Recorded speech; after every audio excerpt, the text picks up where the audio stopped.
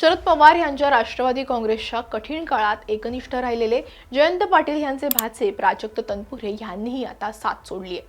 महाविकास आघाडी आणि विशेषतः शरद पवार यांच्या राष्ट्रवादी काँग्रेस पक्षाला अहिल्यानगर जिल्ह्यात हा सगळ्यात मोठा धक्का बसलाय।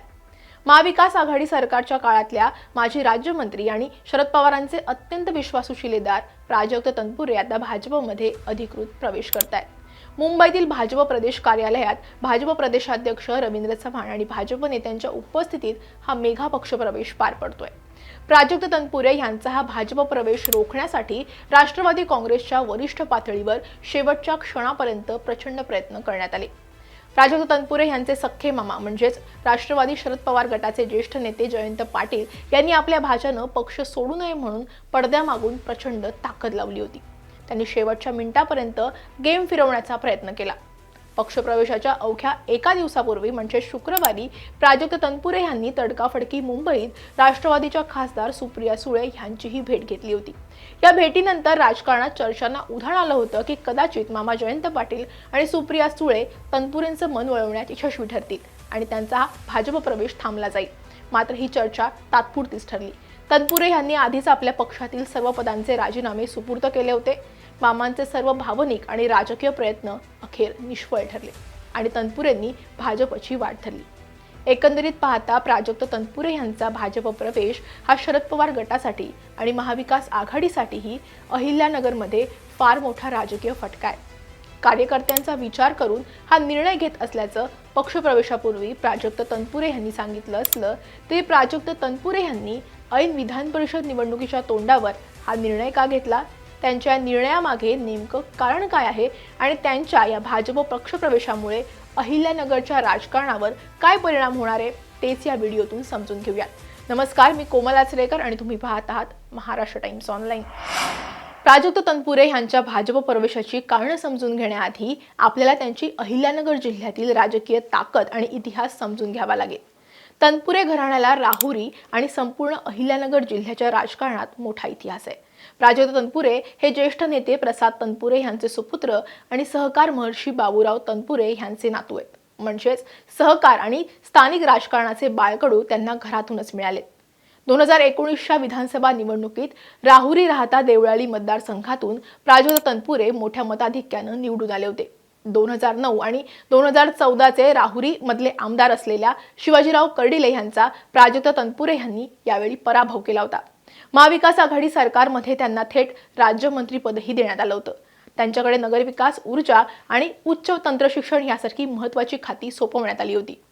2024 मध्ये शिवाजीराव कर्डिले यांनी पराभवाचा वचपा काढत तनपुरे यांचा पराभव केला, पण राहुरी, पाथर्डी आणि नगर त्या तालुक्याच्या काही भागांमध्ये तनपुरे यांची स्वतःची मोठी वोट बँक आहे। तरुण चेहरा, संयमी नेतृत्व आणि सुशिक्षित लोकप्रतिनिधी म्हणून त्यांची ओळख आहे।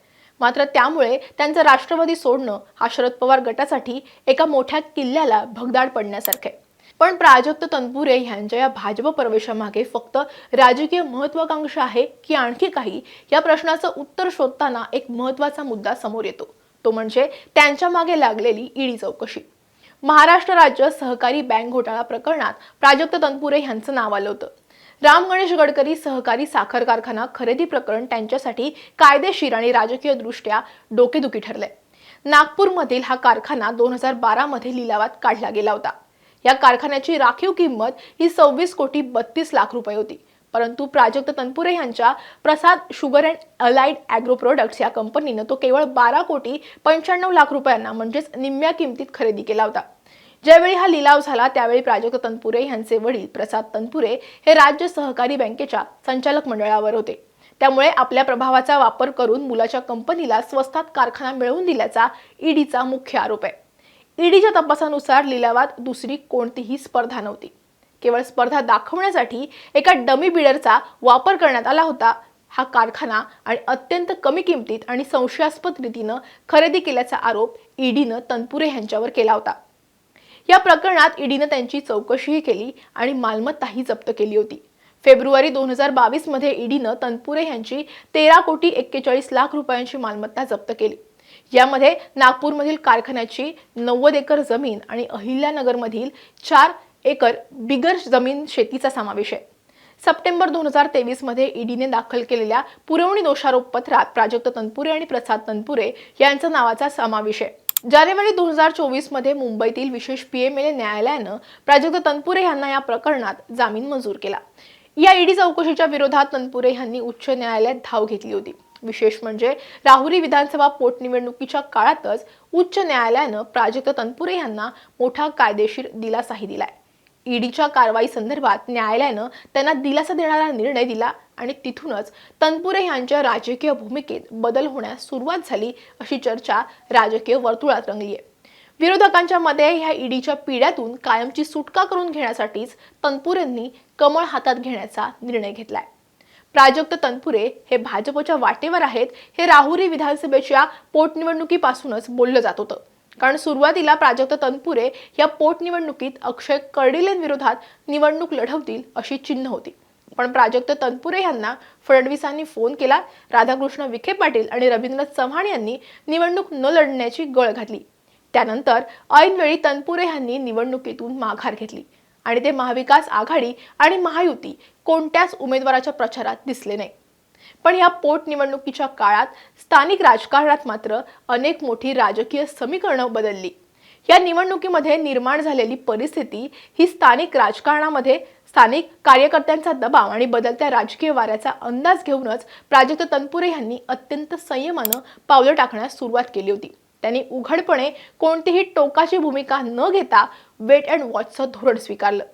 भाजपच्या वरिष्ठ नेत्यांशी विशेषतः देवेंद्र फडणवीस यांच्याशी त्यांचं सूत जुळत गेलं। फडणवीस यांच्या गुडबुकमध्ये त्यांचं नाव आल्यानं महायुतीकडून त्यांना भविष्यात मोठी संधी मिळू शकते याचे संकेत स्थानिक पातळीवर मिळू लागले होते आणि अखेर पोटनिवडणुकीचे पडघम शांत होताच तनपुरेंनी भाजपमध्ये जाण्याचा अंतिम निर्णय घेतलाय। आता प्रश्न येतो की भाजपने प्राजक्त तनपुरे यांच्यासाठी गळ का टाकला? तर त्याचं उत्तर आहे स्थानिक स्वराज्य संस्थेतून होणारी विधान परिषद निवडणूक।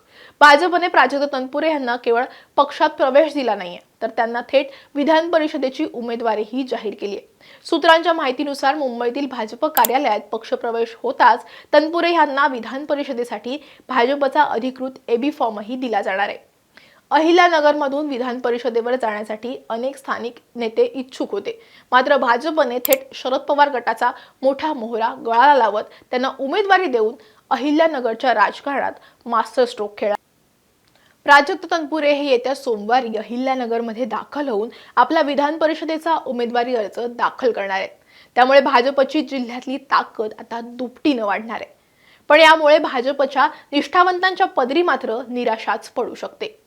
ईडीच्या चौकशीतून मिळणारा दिलासा, विधान परिषदेची मिळालेली थेट उमेदवारी आणि राहुरीच्या राजकारणावर पकड मजबूत ठेवण्यासाठीची धडपड, या सर्व समीकरणांमुळे प्राजक्त तनपुरे आता कमळ हातात घेत आहेत।